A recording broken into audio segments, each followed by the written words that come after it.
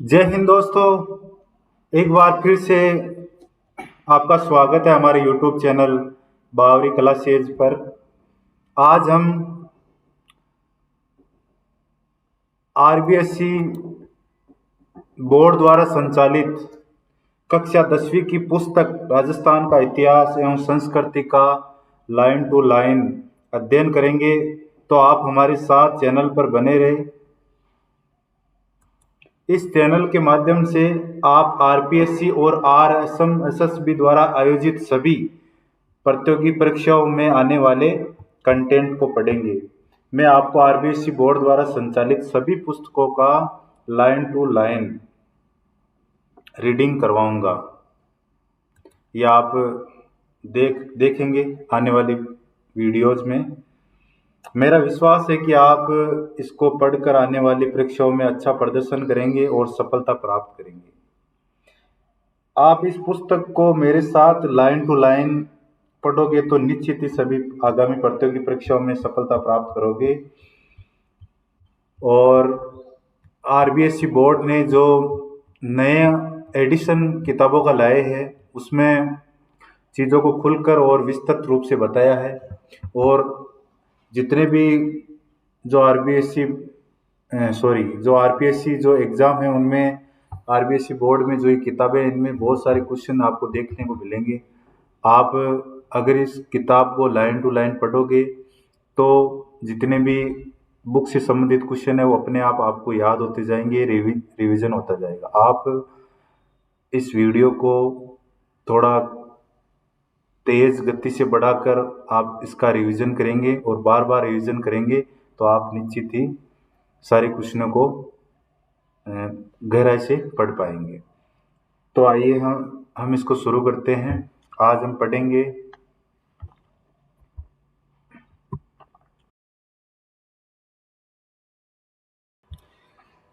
चलिए दोस्तों, एक बार फिर से आपका स्वागत है। आइए हमारे चैनल पे। आज हम पढ़ेंगे अध्याय 4,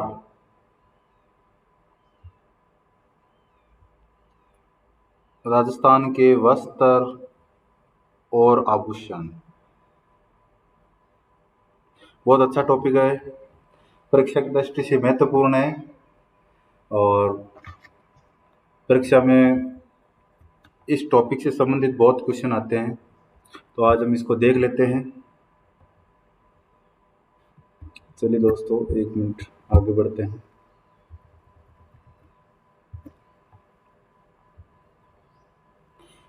किसी भी क्षेत्र की वेशभूषा वहाँ की जलवायु, उपलब्ध संसाधनों व संस्कृति से प्रभावित होती है। अगर हम राजस्थान की बात करें तो तमाम आधुनिकता के बाद भी यहाँ की वेशभूषा पर संस्कृति की अमिट छाप बरकरार है। राजस्थानी वेशभूषा की सबसे खास बात यह है कि इसका रंग बिरंगापन है, यानी कि बहुत सारा रंग है, अलग अलग प्रकार के रंग हैं। वैसे तो सभी रंग राजस्थान में प्रयुक्त होते हैं, पर लाल रंग में जितनी विविधता व जितने प्रकार के मिलते हैं वह अद्भुत है। इसलिए तो कहा गया है, ये लाइन बहुत अच्छी लाइन लिखी है कि मारू थारे देश में उपजे तीन रतन, एक ढोला दूजी मारवान, तीजो रंग कसुमल। कसुमल यानी अर्थात लाल रंग। कसुमल का रंग कौन सा है? लाल रंग। ये आप हाईलाइट कर लेंगे। कभी कभी आ जाता है कसुमल का कौन सा रंग है, तो आप ये हाईलाइट कर लेंगे, लाल रंग। पुरुष परिधान। अब हम पुरुष परिधान यानी जो पुरुषों के द्वारा कौन कौन से वस्त्र पहने जाते हैं उनके बारे में पढ़ेंगे। चलिए दोस्तों, शुरू करते हैं।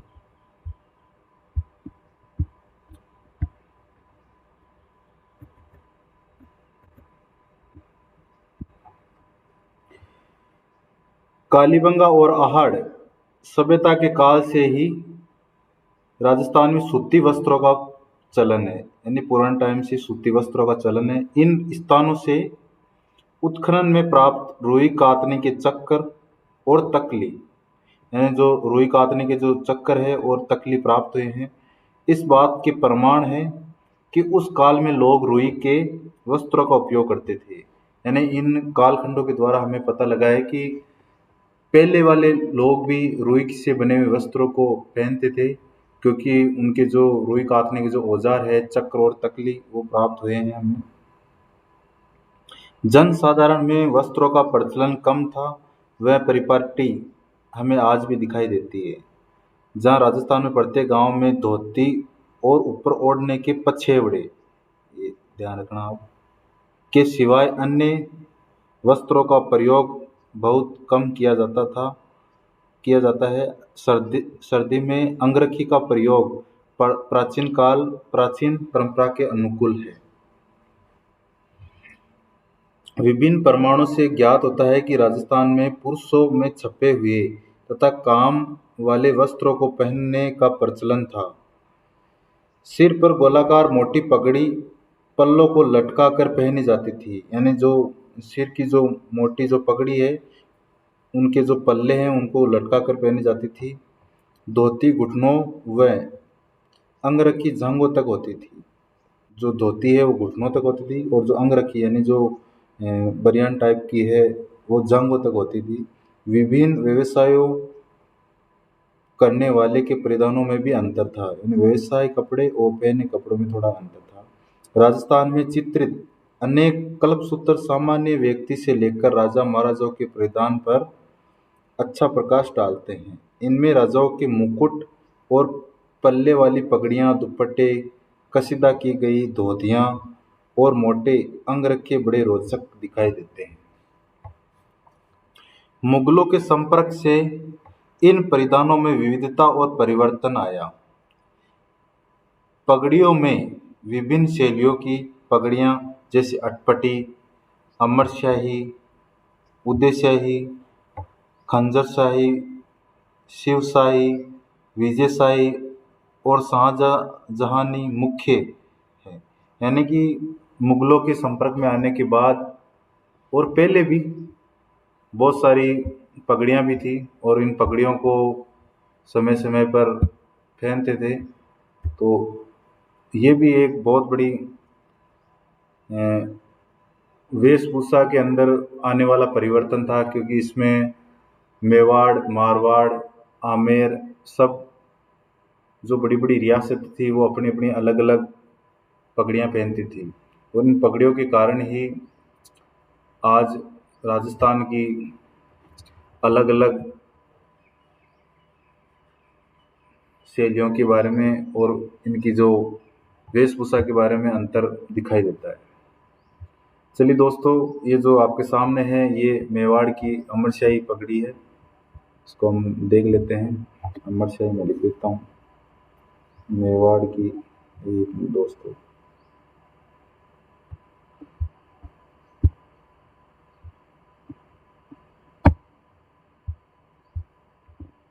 ये मेवाड़ की है दोस्तों,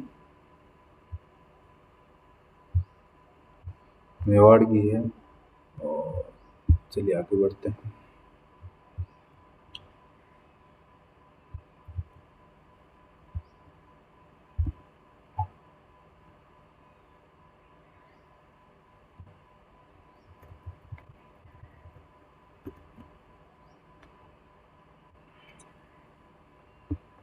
विविध पेशे के लोगों में पगड़ी के पेच और आकार में अंतर था। इनके जो पगड़ी के जो पेच है, उनके अंदर भी थोड़ा बहुत अंतर था।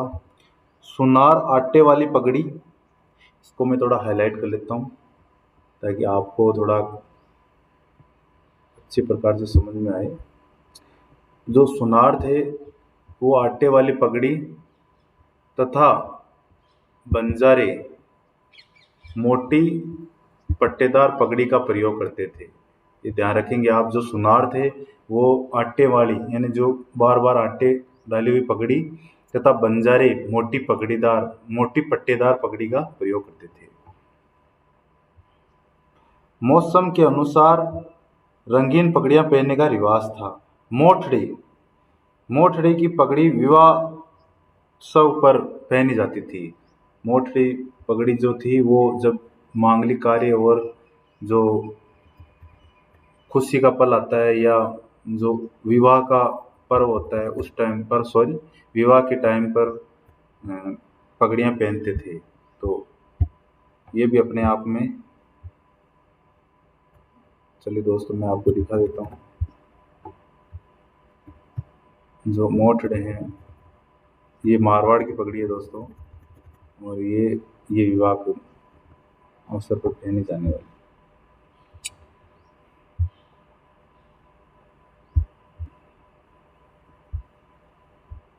मैंने आपको दिखा दिया विवाह उत्सव पर मोठड़े मोठड़े मैंने आपको दिखा दिया है।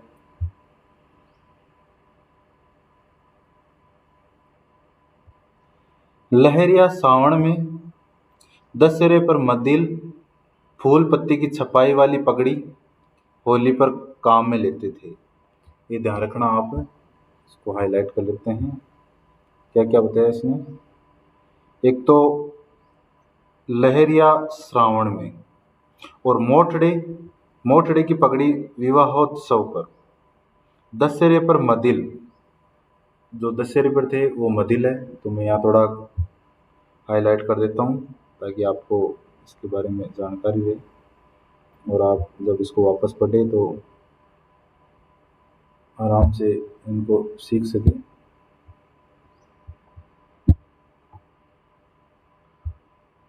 ये जो लहरिया है वो सावन में, दशहरे पर मदिल, और फूल पत्ती छपाई वाली पगड़ी होली के काम, यानी होली के अवसर पर फूल पत्ती वाली पगड़ी काम में लेते थे। तो ये पगड़ियों के ही भाग है।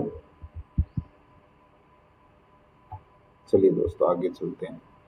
पगड़ी में चमकीली बनाने के लिए तुर्रे व सरपेच, बालाबंदी, दुगदुगी और गोस पेच, ये जो सरपेच है ये पगड़ी के ऊपर लगाया जाता है दोस्तों, और काफ़ी अच्छा लगता है इससे पगड़ी की रौनक। ये है ना, ये सरपेच ही है दोस्तों। ये अलग अलग प्रकार के आते हैं, वो थोड़ा उसमें घुंघरू टाइप के आते हैं, ऊपर लगे हुए होते हैं। तो दोस्तों ये यहाँ पर पगड़ी के यहाँ यहाँ सरपेच लगाया जाता है। यहाँ पर जैसे वो इस प्रकार का होता है, और इसमें सरपेच बनाया जाता है, इस प्रकार का होता है। और यहाँ ये जो क्षेत्र है यहाँ पर इसको लगाया जाता है, या फिर यहाँ लगाया जाता है, तो इसे सरपेच लगाया जाता है यहाँ पर। चलिए दोस्तों आगे बढ़ते हैं। सरपेच आप याद रखेंगे, तुर्रे आप याद रखेंगे, बालाबंदी, दुगदुगी, गोस पेच, पछेवड़ी, लटकन, फतेह पेच आदि का प्रयोग होता है। पगड़ी को जो चमकीली बनाने के लिए, यानी उसको दूर से आकर्षित करवाने के लिए, ये जो तुर्रे, सरपेच और बालाबंदी, दुगदुगी, गोस पेच, पछेवड़ी, लटकन, फतेह पेच, ये आप ध्यान देंगे। कभी कभी क्वेश्चन आ जाता है कि पगड़ी को सुंदर बनाने के लिए क्या क्या चीज़ों का उपयोग किया जाता था। तो इसमें आप सबसे पहले सबसे पहले इसमें तुर्रे, सरपेच, बालाबंदी, दुगदुगी, गोस पेच और ये पछेवड़ी और लटकन और फतेह पेच आदि का प्रयोग किया जाता था। उच्च वर्ग के लोग चीरा और फेंटा बांधते थे। जो उच्च वर्ग के लोग हैं वो चीरा और फेंटा बांधते थे, तो ये भी आपको ध्यान में रखना है। वस्त्रों में पगड़ी का महत्वपूर्ण स्थान था, तभी हम कहते हैं पगड़ी की लाज रखना। तो पगड़ी का अपने आप में राजस्थान में एक मान है, सम्मान है और राजस्थान की पहचान है। अपने गौरव की रक्षा के लिए आज भी राजस्थान में ये कहावत प्रचलित है कि पगड़ी की लाज रखना। मैंने आपको बताया, आज भी हम कहते हैं कि और नहीं तो कुछ नहीं, आप इस पगड़ी की ज़रूर लाज रखना। तो ये अपने आप में एक सम्मान और मान सम्मान का प्रतीक है। इसका प्रयोग तेज धूप से सिर की रक्षा करने के साथ साथ व्यक्ति की सामाजिक स्थिति, धार्मिक भावना को व्यक्त करने के लिए किया जाता है।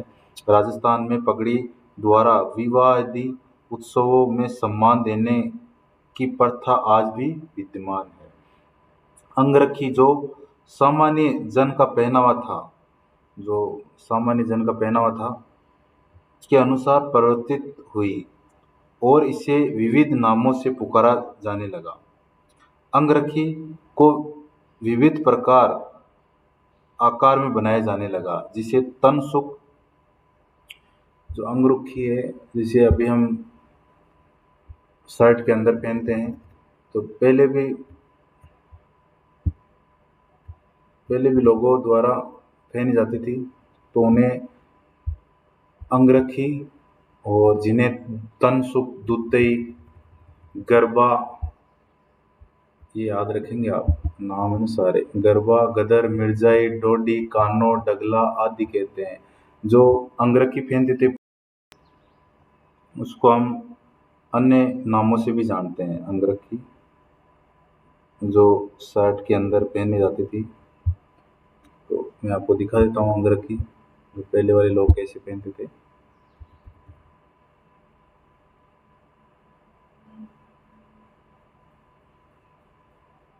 ये दोस्तों पगड़ी अलग अलग केसरिया कलर की, और ये जो दोस्तों अंगरखी, अब देखिए किस प्रकार के जो हमारे पहले के लोग जो पहनते थे, ये अंगरखी है दोस्तों। एक मिनट।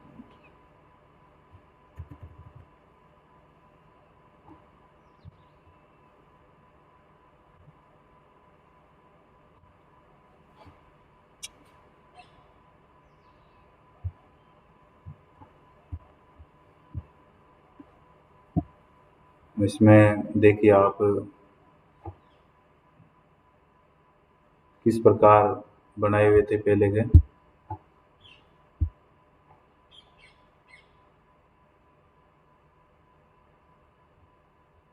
ये अंगरखी है दोस्तों, इसमें जो अंदर की तरफ जेबें होती थी, यहाँ पर अंदर की तरफ जेब होती थी, यहाँ पर, यहाँ में, यहाँ अंदर की तरफ जेब होती थी, और यहाँ यहाँ जेब होती थी। तो लोग क्या करते थे, यहाँ पर कुछ वो अपना जो पैसे वगैरह या कोई बेशकीमती जो भी चीज़ थी वो अंदर रखते थे। तो ये एक तरीके से अंगरखी है दोस्तों, जो पहले वाले टाइम में पहनी जाती थी। अभी आजकल ऐसे हम देखते हैं पुराने पुराने जो लोग होते हैं, जिनको हम अपने जैसलमेर, बाड़मेर, बीकानेर, इन क्षेत्रों में, इनके अलावा नागौर, इन क्षेत्रों में हम इनको आराम से देख सकते हैं। ये ऐसे आज भी पहनते हैं ऐसे लोग।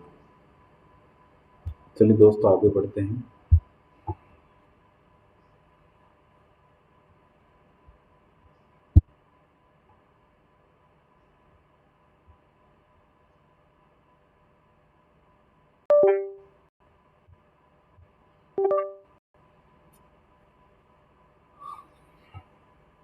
चलिए दोस्तों, सर्दी के मौसम में रुई भरी जाती थी। सर्द ऋतु में कंधों पर खेस, साल, पामड़ी डाल दिए जाते थे। यानी जो सर्द ऋतु में जब उनको सर्दी लगती थी, तो कंधों पर वो क्या करते थे, खेस, साल, पामड़ी आदि डाल दिए जाते थे। ये आप याद रखना। अब पुरुष वेशभूषा के मामले में लगभग संपूर्ण भारत में पश्चिमी वेशभूषा को अपना लिया है। पैंट कमीज सर्व स्वीकृत परिधान बन गया है।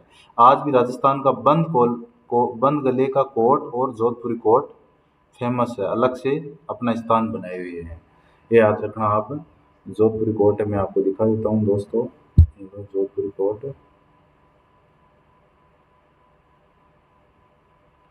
ये जो अंगरखी देखी थी हमने, ये जोधपुरी कोट है दोस्तों। ये आजकल शादी ब्याहों में हम पहनते हैं। इसके अलावा जब आईएएस की ट्रेनिंग होती है तो इसको पहन के जाते हैं, और विवाह के उत्सव पर हम पहनते हैं। ये बंद गले का दोस्तों, यहाँ पर आप देख सकते हैं कोट है। तो ये कोट अच्छा कोट है, अभी भी हम पहनते हैं। जोधपुर का ये जो भारत में पूरे में फेमस है, तो ये जोधपुरी कोट है दोस्तों, जोधपुरी कोट। चलिए दोस्तों, अभी हम स्त्री परिधान देखेंगे। जो राजस्थान की महिलाएं हैं वो कैसे वस्त्र पहनती है, और उन वस्त्रों के क्या क्या नाम हैं उनको जानते हैं। जिस प्रकार पुरुष परिधानों में अनेक प्रमाण उपलब्ध है, उसी प्रकार स्त्रियों के परिधानों के प्रमाण भी प्राप्त होते हैं। सॉरी। प्रारंभिक मध्यकाल में स्त्रियां एक विशेष प्रकार का अधोवस्त्र पहनती थी जो अब राजस्थान में घाघरा नाम से प्रचलित है। पहले क्या करती थी स्त्रियां, अधोवस्त्र पहनती यानी आधा ही वस्त्र, थोड़ा आधा कहने का मतलब जैसे थोड़े पाँव से थोड़ा ऊपर का जो वस्त्र पहनती थी, तो वो आज घाघरा नाम से प्रचलित हो गया। पूर्व मध्यकाल तक स्त्रियों की वेशभूषा में अलंकार, छपाई, कसीदे का काम भी प्रचलित हो गया था। राजस्थान में घुमक्कड़ जाति की आदिवासी स्त्रियां की वेशभूषा में ये परंपरा आज भी देखी जा सकती है।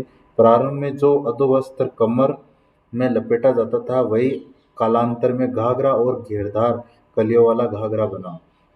इसका छोटा रूप लहंगा है, यानी कि घाघरे का जो छोटा रूप है यानी घुटनों तक, वो लहंगा है। ऊपर पहने जाने वाले वस्त्रों में कुर्ती की विशेष रूप से उल्लेखनीय, आज भी मारवाड़ में इसका प्रचलन है। कुर्ती के नीचे कांचली अर्थात बाँह वाली अंगियाँ पहनी जाती है, यानी कि ऊपर तो कुर्ती पहनी जाती है और नीचे कांचली पहनी जाती है, यानी कि दोनों वस्त्र महिलाओं के हैं। इनमें जो कांचली है उसको बाहें वाली अंगिया भी कहते हैं। बाह, उसमें बाह होती है और बाहों के रूप में उनको अंगिया भी कहते हैं। साड़ी के विविध नामों से प्रचलित है। चोल, निचोल, पट, दुकुल, अंशुक, वसन, चीर पटोरी, चोरसो, ओढ़नी, चूंदड़ी, धोरा वाली साड़ी आदि। ये आप ध्यान रखेंगे। साड़ियों की जो महिलाओं की जो साड़ियों के जो प्रकार हैं, कौन कौन सी राजस्थान में पहनी जाती है, उनको आप एक बार हाईलाइट कर लेंगे ताकि हमें मान लो क्वेश्चन भी आ जाए तो हमें इसके बारे में थोड़ी जानकारी रहे।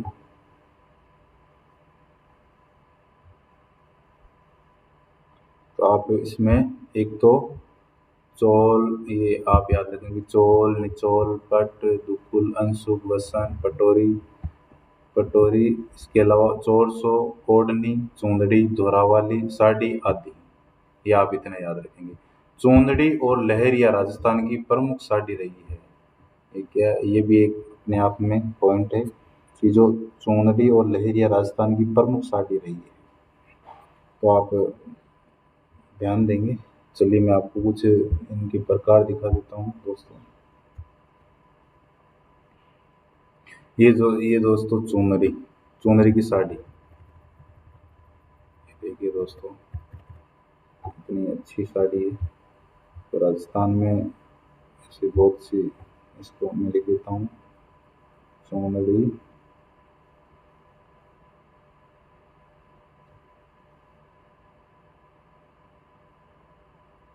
एक मिनट दोस्तों,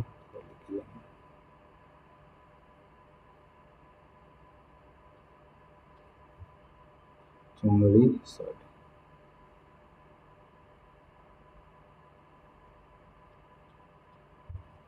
चुनरी वाली साड़ी। और इसके अलावा चोल, निचोल, पट, दुकुल, अंशुक, वसन, चीर पटोरी, चोरसो, ओढ़नी, चुनरी। ओढ़नी जो महिलाएं जो ऊपर ओढ़ती है, चुनरी, धोरा वाली साड़ी, धोरा वाली और साड़ी आदि है। चुनरी और लहरिया राजस्थान की प्रमुख साड़ी रही है।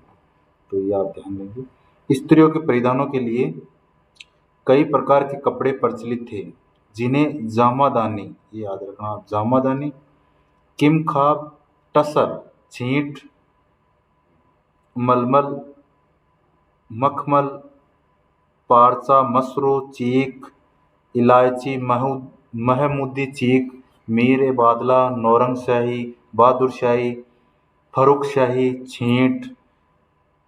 छींट, बापता, मोमजामा, गंगाजली आदि नाम से जाना जाता है। यानी स्त्रियों के जो और भी कई कपड़े प्रचलित थे जिनको हम हाईलाइट करेंगे, और कौन कौन से ये आप यहाँ से हाईलाइट करोगे, जिन्हें जामादानी सॉरी, किमखाब, टस्सर, छींट, मलमल, मखमल, पारसा, मसरू, चीक, इलायची, महमूदी चीक, मीर बादला, नौरंगशाही, बहादुर शाही, फरुख शाही छींट, बापदा बापदा सॉरी, मोमजामा, गंगाजली। ये देखो कितने अच्छे अच्छे नाम हैं, हमने इतने नाम सुने भी नहीं है। तो ये सब राजस्थानी महिलाओं के द्वारा पहने हुए परिधान हैं। चलिए इनको एक एक करके देखते हैं कौन कौन से क्या क्या है। ये दोस्तों ये है जामादानी, हमने जो पढ़ा था ना जामादानी, ये जामादानी है दोस्तों। मैं देख देता हूँ इसमें, ये जो कपड़ा है कितना बारीक कपड़ा है और सुंदर सी डिजाइन की हुई है इसमें। ये दोस्तों किम खाब, ये दोस्तों किम खाब है, यहाँ मैं लिख देता हूँ।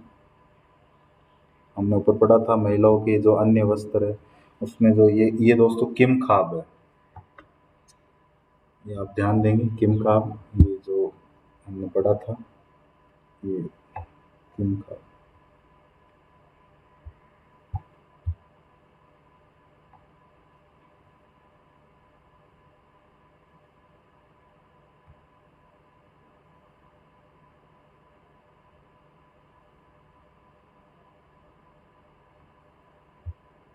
किम खाब है और जामादानी हमने ऊपर पढ़ा था। इसके अलावा ये किम खाब हो गया दोस्तों, आप देखिए कितना सुंदर है और कितना आकर्षक भी है। इसके अलावा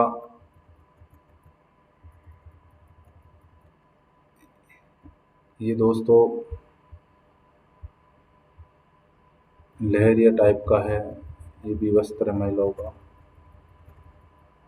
और ये छींट है सब दोस्तों, इसको हमें ये एक मिनट सॉरी यहाँ लिख देता हूँ छींट।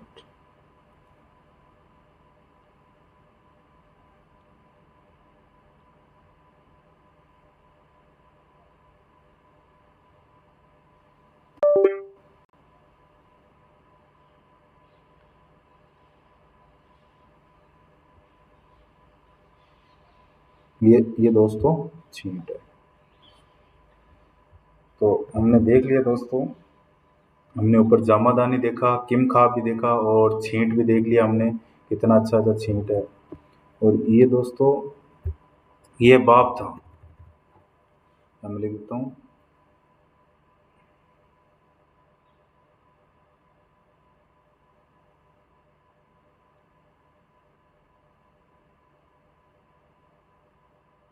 ये बाप था दोस्तों, ये सारे महिलाओं के वस्त्र है दोस्तों, ये बाप था, मैं आपको दिखा रहा हूँ। और ये दोस्तों अभी आया नहीं है।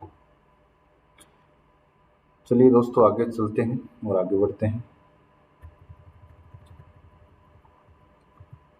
अब है आगे हम राजस्थान के वस्त्र उद्योग की प्रमुख विशेषताएं। जो राजस्थान के वस्त्र उद्योग है उनकी प्रमुख विशेषताएं क्या क्या है वो हम देख लेते हैं, ताकि हमें इनकी विशेषताओं के बारे में पता लगे।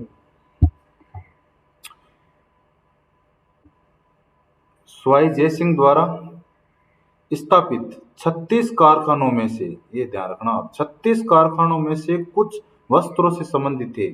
जो स्वाई जयसिंह है आमेर के जो राजवंश के प्रमुख शासक है स्वाई जयसिंह, जिन्होंने जयपुर का आधुनिक तरीके से जो करवाया था, जो जीर्णोद्धार करवाया था, उन्होंने बहुत अच्छी अच्छी चीज़ें जो आज हम जयपुर को देखते हैं वो सब इनके द्वारा बनाए हुए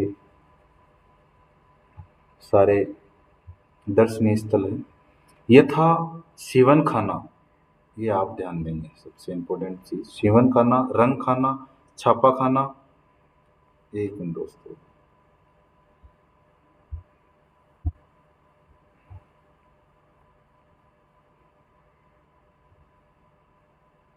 रंग खाना, छापा खाना, जहाँ कर्म से कपड़े सिले में रंगे जाते हैं।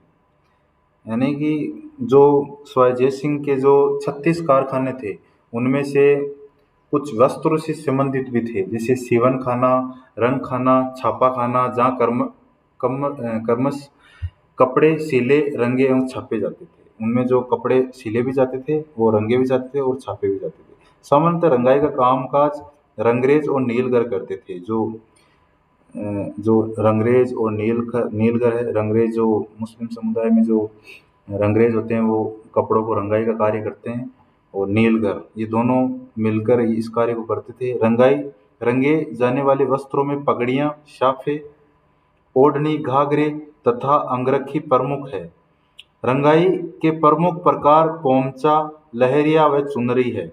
इनके अलावा रंगरेज चौकड़ी, चौकड़ी का जाल, पतंगा और धनक आदि भाते भी रंगते थे। जो रंगाई की जो रंगरेज और नीलगर समुदाय के लोग हैं वो क्या करते थे, वस्त्रों में जो पगड़ियाँ, साफे, ओढ़नी, घाघरे, अंगरखी आदि सबको रंगाई करते थे। और रंगाई के जो प्रमुख प्रकार और भी है, जैसे पोमचा, लहरिया एवं चुनरी है। इनके अलावा रंगरेज चौकड़ी, चौकड़ी का जाल, पतंगा और धनक आदि भाते भी रंगते हैं। पोमचा का अर्थ है कमल फूल। पोमचा का अर्थ है कमल फूल के अभिप्राय युक्त ओढ़नी, यानी जो कमल के जो फूल है उसके प्रकार की युक्त ओढ़नी, उसको पोमचा कहते हैं। नवजात शिशु की माँ के लिए मातृ पक्ष की ओर से बेटे के जन्म पर पीला पोमचा और बेटी के जन्म पर गुलाबी पोमचा देने की परंपरा है। जब नए नए बच्चा जब नवजात बच्चों का जो नामकरण होता है तो उस टाइम जो जामना का जो प्रोग्राम किया जाता है तो उसमें मातृ पक्ष यानी पीहर की तरफ से बेटे के जन्मदिन पर पीला पोमचा और बेटी के जन्म पर गुलाबी पोमचा देने की परंपरा है। ये आप हाईलाइट करेंगे, दोनों चीज़ें महत्वपूर्ण चीज़ें हैं। यानी जब बेटे का जन्म होता है तो पीला पोमचा लाते हैं जो पीयर वाले लोग हैं, और जब बेटी का जन्म होता है तो गुलाबी पोमचा देने की परंपरा है।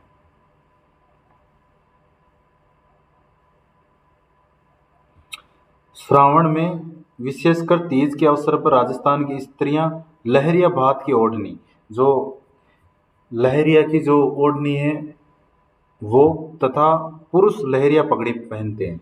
यानी श्रावण का जो तीज का जो महोत्सव आता है उस टाइम राजस्थान की स्त्रियां लहरिया भात की ओढ़नी यानी लहरिया सी, जिनमें ओढ़नी में जो अलग अलग प्रकार के जो लहरियाँ डाले जाते हैं वो, और पुरुष लहरिया पगड़ी पहनते हैं। लहरिया 1, 2, 3, 5 और 7 रंगों में बनाए जाते हैं, यानी अलग अलग रंगों में बनाए जाते हैं, और ऊपर नीचे क्रमबद्ध अलग अलग होते हैं। 5 संख्या शुभ मानी जाती है, जो 5 संख्या है वो उसको शुभ मानते हैं। अतः मांगलिक अवसरों पर पचरंग लहरिया पहना जाता है। जो 5 रंगों का जो लहरिया है वो पहना जाता है, यानी मांगलिक अवसरों पर 5 यानी पचरंगिया जो लहरिया पहनते हैं वो ज़्यादा शुभ माना जाता है। लहरिये की कई बातें प्रचलित है। प्रतापशाही लहरिया का उल्लेख साहित्य में मिलता है। क्वेश्चन आ जाता है कि जो साहित्य है उनमें कौन से लहरिया का उल्लेख किया गया है, तो प्रतापशाही लहरिया का उल्लेख साहित्य में मिलता है। साहित्य का नाम दे देगा उस हिसाब से। जयपुर के रंगरेज और नीलगर राजशाही लहरिया रंगते थे, जिसमें चमकदार गुलाबी रंगों की आड़ी रेखाएं बनती थी। यानी कि जो जयपुर के जो रंगरेज और नीलगर है वो क्या करते थे, जो कपड़े रंगते थे वो क्या करते थे, जो राजशाही लहरिया रंगते थे उनमें चमकदार गुलाबी रंग की आड़ी रेखाएं बनती थी, उनमें आड़ी और तिरछी रेखाएं बनाते थे।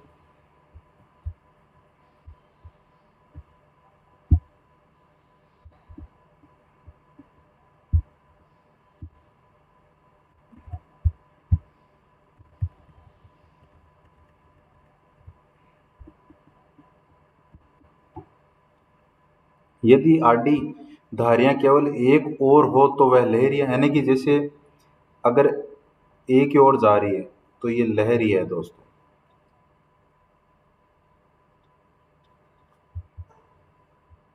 ये लहरिया है,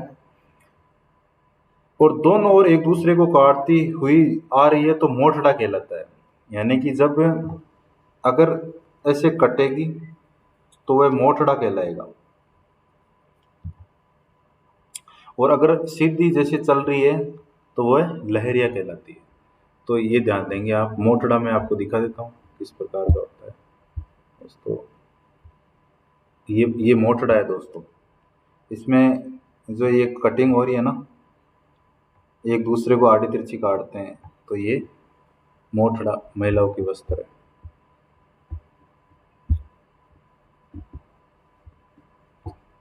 चलिए दोस्तों आगे बढ़ते हैं। समुद्र लहर का लहरिया जयपुर के रंगरेज रंगते रंगते हैं। ऐसे आ सकते हैं कि जयपुर के जो रंगरेज है वह कौन सा लहरिया रंगते हैं, तो समुद्र लहर का लहरिया रंगते हैं। इसमें चौड़ी चौड़ी आड़ी धारियां बनती है। समुद्र लहर भी 2, 3, 5 और 7 रंगों से बनता है। बद्ध तकनीक में चुनरी के बंदेज सर्वाधिक लोकप्रिय है। जो बद्ध तकनीक है उसके जो चुनरी के जो बंदेज सर्वाधिक लोकप्रिय है। कोई भी मांगलिक कार्य चुनरी के बिना अपूर्ण है, यानी कि कोई भी काम करने से जैसे मांगलिक कार्य करते हैं तो चुनरी के बिना वो एक ऐसे फीका फीका लगता है, कहने का मतलब। इसलिए जो चुनरी के जो बंदेज है वो सबसे ज्यादा प्रसिद्ध है। जोधड़ा अर्थात जोधपुर की बनी चुनरी के रंग के बड़े बड़े चमकीले टिकाऊ और बंदेज बारीक होते हैं। सीकर शेखावटी के बंदेज गिनती भी बारीक बंदेजों में होती है, यानी जो बंदेज जो छोटे छोटे बंदेज होते हैं उनमें शेखावटी जो सीकर के जो बंदेज हैं उनकी जो छोटे छोटे बारीक यानी बारीक बंदेजों में उनकी गिनती होती है। जबकि जोधाना अर्थात जोधपुर की बनी चुनरी रंग के जो बड़े जो चमकीले टिकाऊ और बंदेज बारीक होते हैं। तो मैं आपको एक बार बंदेज दिखा देता हूँ किस प्रकार के होते हैं दोस्तों। ये बंदेज है, इनमें बारीक, ये दोस्तों बंदेज है। एक मिनट, कितने प्यारे प्यारे हैं, अच्छे अच्छे डिजाइन किए हुए हैं, छोटे छोटे छोटे छोटे छोटे छोटे डिजाइनदार फूल भी है और कितना अच्छा बनाया है। तो ये आपके लिए दोस्तों,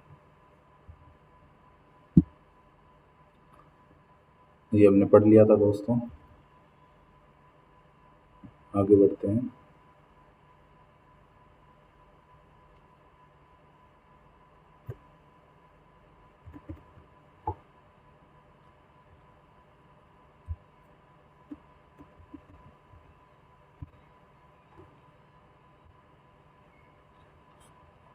पहले राजस्थान में मल्यगिरी अर्थात भूरे रंग में रंगा हुआ वस्त्र वर्षों तक सुगंधित रहता था।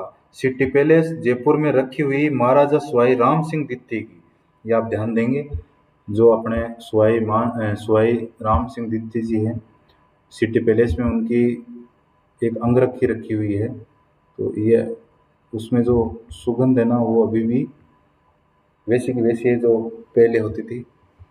तो ये पता नहीं किस प्रकार इन चीज़ों का उपयोग करते थे और सुगंधित ऐसी चीज़ें डालते थे कि आज भी वह वैसा का वैसी सुगंध दे रही है। तो अंगरखियाँ अभी भी सुगंधित है। अमोआ का प्रयोग शिकारी करते थे जो खाकी रंग में मिलता जुलता था, यानी कि जो अमोआ, ये आप ध्यान देंगे, जो अमोआ का प्रयोग शिकार के लिए करते थे, शिकार के लिए करते थे, जो खाकी रंग से मिलता जुलता, यानी खाकी के रंग का जो मिलता जुलता एक वस्त्र था जो केवल और केवल शिकार के टाइम पर राजा महाराजा पहनते थे और वापस शिकार करने के बाद वापस टांग देते थे। तो ये भी एक तरीके से वस्त्र ही है। आज छपाई का काम संपूर्ण राजस्थान में होता है। पीपाड़ जोधपुर एवं पाली में बड़े एवं सशक्त अलंकर छपते हैं। जो अलंकर है वह पीपाड़ जोधपुर एवं पाली में जो बड़े लेवल पर अलंकरण छपते हैं, जिनमें लाल काले नीले और हरे रंगों की प्रमुखता रहती है। बाड़मेर अजरक पद्धति से छपे वस्त्रों के लिए विख्यात है, यानी प्रसिद्ध है। जो बाड़मेर है वो अजरक पद्धति, ये आप ध्यान देंगे यहाँ पर। जो आपका एक तो ये ध्यान देंगे आप, पीपाड़ और जोधपुर पाली में बड़े रंग के बड़े बड़े सशक्त अलंकरण हैं और बाड़मेर में अजरक पद्धति से छपे वस्त्र विख्यात है। लाल और नीले रंग में छपने वाले अजरक की विशेषता है दोनों ओर की छपाई, यानी उनमें दोनों ओर छपाई होती है। तो ये अपने आप में एक विशेषता है। और लाल और नीले रंग में छपने वाले अजरक की विशेषता है कि दोनों ओर छपाई होती है। इसमें अलंकार ज्यामितीय होते हैं और तुर्की टाइलों से बहुत मिलते हैं। आहड़ और भीलवाड़ा में मुख्य रूप से लाल और काले रंग में चुनरी की छपाई होती है, पर ओढ़नी को आकर्षक बनाने के लिए तोता, मोर या ऐसे ही फूल पत्ती पीले, गुलाबी और हरे रंग लगा बना देते हैं। अकोला में बड़े पैमाने पर छपाई के कारण ये कस्बा छिप्पो का अकोला कहा जाता है। ये ध्यान देंगे, बहुत अच्छी चीज़ है। छिप्पो का अकोला है, वहाँ पर अलग अलग प्रकार के बड़े पैमाने पर छपाई का कार्य किया जाता है। और अच्छे अच्छे छपाई के मतलब उधर जो कलाकार है वो काफ़ी अच्छे अच्छे जो छपाई जो काम करते हैं, अच्छी अच्छी जो वस्त्रों को बनाते हैं और छपाई का काम पूरा करते हैं। इसमें बगरू जयपुर शाह बगैर जयपुर बगरू अपने शाह बगैर काला लाल छपाई के लिए विख्यात है, जिसमें मटिया रंग की जमीन पर लाल काले में फूल पत्ती पक्षु और पक्षी अनेक प्रकार के संयोजन बनाए जाते हैं। मैं आपको अजरक प्रिंट का एक बता देता हूँ। ये दोस्तों अजरक प्रिंट है। अब देखिए कितनी शानदार इसमें छपाई हुई है और कितना सुंदर तरीके से दिख रहा है, बहुत गजब तरीके से। तो ये भी अपने आप में एक सुंदर वस्त्र है।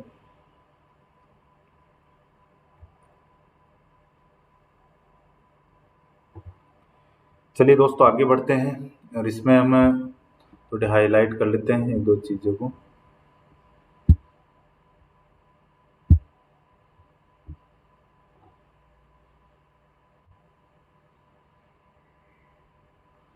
इसमें हम देखेंगे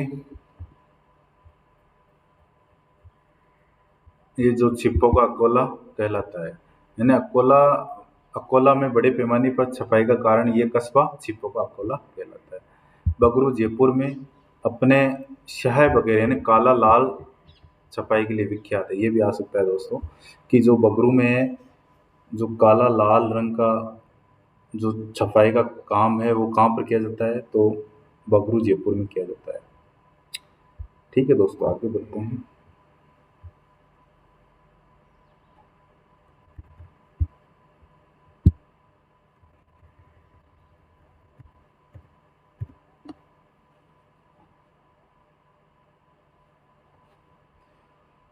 सांगानेर जयपुर में अन्य स्थानों से भिन्न प्रकार के अत्यंत ही उत्तम प्रकार के सुरुचिपूर्ण अलंकार छपते हैं। यहाँ छिप्पो का प्रमुख योगदान सुंदर, सौम्य और महक रंगों तथा लयात्मक बूटियों में है। पंखुड़ियों में घुमाव, पत्तियों में झुकाव एवं फूलों की बारीकी देखकर प्रतीत होता है कि मानो ठप्पा बनाने वाली खरादी ने इन फूलों का वैज्ञानिक अध्ययन किया होगा। यानी उन्होंने इस प्रकार के छपाई के काम किए हैं कि हमें ऐसे लगता ही नहीं है कि ये कोई आज के सीखे हुए काम है। उनको उनको देखने के बाद ऐसा लगता है कि उन्होंने वैज्ञानिक अध्ययन किया है। तो ये राजस्थान बोर्ड की जो किताब है वो छपाई के बारे में जितनी जानकारी देती है वो मैं आपको बता रहा हूँ। एक वो कहती है, क्या जानते हैं भाई, ये बता रहे हैं कि Sanganeri hand block print Jaipur में है। बगरू हैंड ब्लॉक प्रिंट जो बगरू जो जयपुर में आता है। कोटा डोरिया को हैंडीक्राफ्ट से संबंधित श्रेणी में भौगोलिक संकेतक प्राप्त हो चुका है। तो ये आ सकते हैं तीनों और तीनों कोटा, तीनों को दे दिया, एक कोई और दे देंगे और हमें पूछ लेंगे जो हैंडीक्राफ्ट से संबंधित नहीं है तो वो उसका नाम डाल देगा और ये तीनों डाल देंगे। तो ये हमें ध्यान रखना है, पहला, दूसरा और तीसरा, ये तीनों हमें ध्यान रखना है। संकेतक प्राप्त हो चुका है। भौगोलिक संकेतक औद्योगिक संपत्ति का एक पहलू है जो किसी उत्पाद के देश या उत्पत्ति स्थान का हवाला देते हैं, जो ऐसी गुणवत्ता व विशिष्टता का आश्वासन देते हैं जिसका संबंध अनिवार्य रूप से उस परिभाषित भौगोलिक स्थान, क्षेत्र या देश के साथ होता है। बुनकरों द्वारा उत्कृष्ट कपड़े में केथुन मांगरोल 12, ये आप ध्यान देंगे। का मसूरिया, तनसुख, मथानिया जोधपुर की मलमल, बीकानेर जैसलमेर की ऊन विविध मूल्यवान परिधान बनाने में काम आते थे। टुकड़ी मारवाड़ के देसी कपड़ों में सर्वोत्तम मानी जाती थी। ये जालोर मारोट कस्बों में अच्छी बनती थी। ये सारा पूरा पैराग्राफ दोस्तों हाईलाइट करने योग्य है और अच्छी बात है इसमें ये कि बुनकरों द्वारा उत्कृष्ट कपड़ों में केथुन मांगरोल 12 का मसूरिया आ सकता है कि मसूरिया कहाँ का प्रसिद्ध है, तो केथुन मांगरोल 12 का मसूरिया, तनसुख मथानिया जोधपुर की, सॉरी मसूरिया और तनसुख, सॉरी ये 12 और केथुन का प्रसिद्ध है, और मथानिया जोधपुर की मलमल ये प्रसिद्ध है। और बीकानेर जैसलमेर, सॉरी बीकानेर और जैसलमेर की ऊन विविध मूल्यवान परिधान बनाने में काम आते थे। टुकड़ी मारवाड़ के, एक दोस्तों यहाँ तक ये,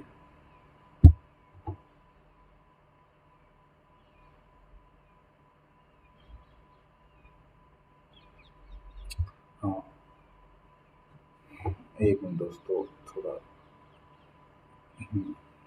स्क्रीन,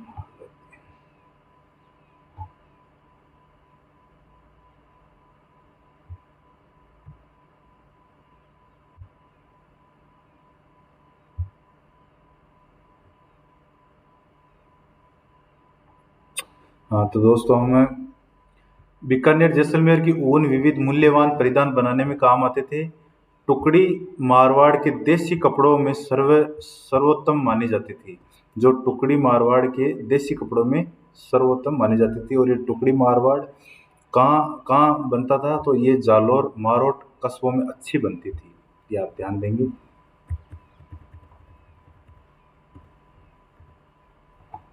चलिए दोस्तों आगे चलते हैं।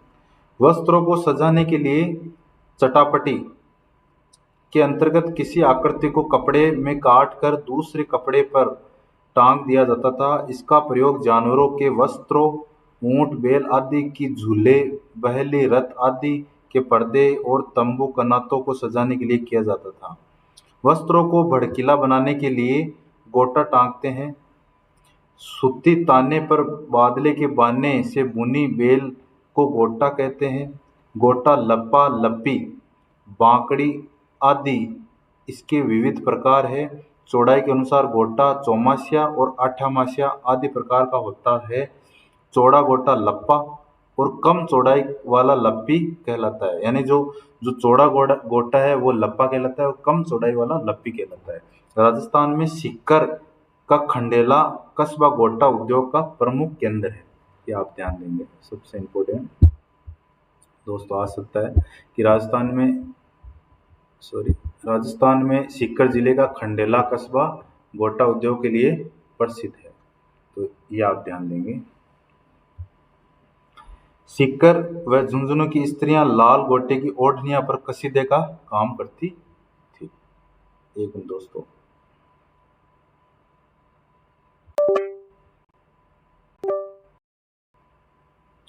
तो मैं कहा था दोस्तों, हाँ सीकर झुंझुनू की स्त्रियां लाल गोटे की ओढ़नियों व कसीदे का काम करती है, जिस पर ऊंट, मोर व बैलगाड़ी के घोड़े बनते हैं। मैं आपको दिखा देता हूँ ये गोटा जो लप्पा है ये क्या है दोस्तों। एक मिनट, आपको पता रहे दिमाग में एक आकृति बनी हुई रही। ये तो हमने देख लिया था अजगर प्रिंट का। ये दोस्तों ये लप्पा है, ये लप्पा है दोस्तों। जो मोटा है, जो जिसकी चौड़ाई थोड़ी ज़्यादा है उसको लप्पा कहते हैं। ये गोटे के प्रकार है दोस्तों अलग अलग। तो अगर ये मोटा है तो इसको लप्पा कह देंगे, और जो अगर ये पतला होता तो इसको हम वो कह देते हैं, छोटा कहते हैं। एक मिनट मैं लिख देता हूँ, ये लप्पा क्यों है, क्योंकि इसकी जो चौड़ाई है वो ज़्यादा बड़ी है। और जब चौड़ाई मान लो छोटी रहे, मान लो पतली पतली है, तो उसको लप्पी बोलते हैं, ये आप ध्यान देंगे दोस्तों।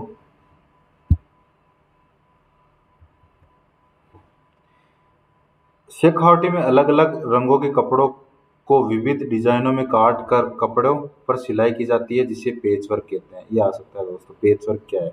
तो शेखावटी में क्या करते हैं, अलग अलग कपड़ों को विविध डिजाइनों में काट कर कपड़े पर सिलाई की जाती है, यानी कि सिलाई जैसे अलग कपड़े को काट के, जैसे मान लो ये कपड़ा है और इस कपड़े पर ये छोटा जो कपड़ा किसी और का था, इसको काट कर यहाँ पर छपाई किया जाता है, कपड़े पे सॉरी सिलाई कर दी जाती है।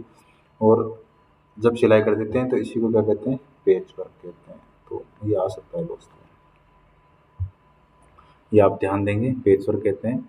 वस्त्रों को सजाने के लिए वस्त्रों को सजाने के लिए सजाने के लिए रेशम, कलाबूत और बादले से कढ़ाई की जाती है, यानी वस्त्रों को सजाने के लिए किस किस की कढ़ाई की जाती है दोस्तों? आ सकता है कि रेशम, कलाबूत और बादले से कढ़ाई की जाती है। पूर्वी एवं दक्षिणी, एक मिनट दोस्तों नीचे चलते हैं।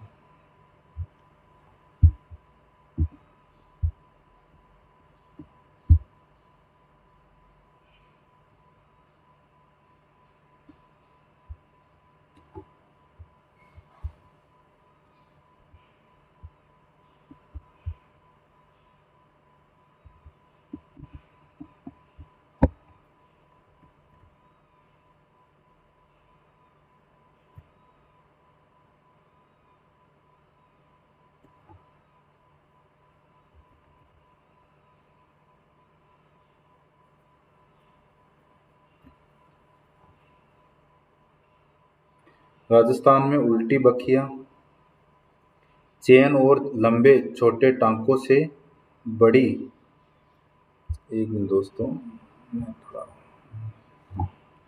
पुरुषों के वस्त्र, जामा, चुग्गा, अंगरखी आदि की कढ़ाई की जाती है। पश्चिमी उत्तरी राजस्थान में चमकीले रंग के रेशम से लाल काले रंग के कपड़े व मोटे मोटे टांकों से भराव करके बीच बीच में शीशे के टुकड़ों का जड़ाव होता है, जो वस्त्रों को भड़कीला बना देता है। जैसलमेर, बाड़मेर आदि क्षेत्रों में ऐसी कढ़ाई आज भी प्रचलित है। तो दोस्तों हमने महिलाओं और पुरुषों, राजस्थानी महिलाओं और पुरुषों के जो वस्त्र देख लिए थे, और उनके हमें रंगाई छपाई कहाँ कहाँ होती है उनके बारे में भी हमने लगभग चीज़ें जान ली थी। तो अभी हम आभूषण की तरफ